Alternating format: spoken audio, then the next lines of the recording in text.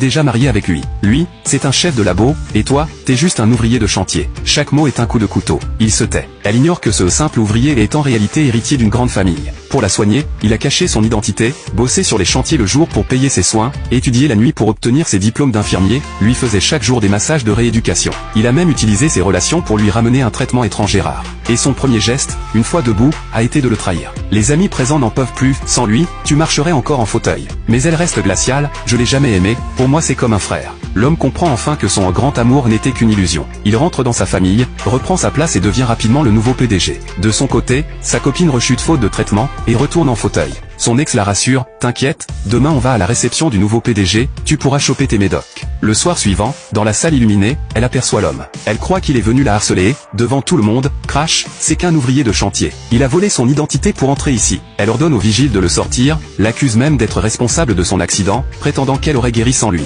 Et c'est pile à ce moment-là que la fiancée officielle de l'homme arrive dans la salle.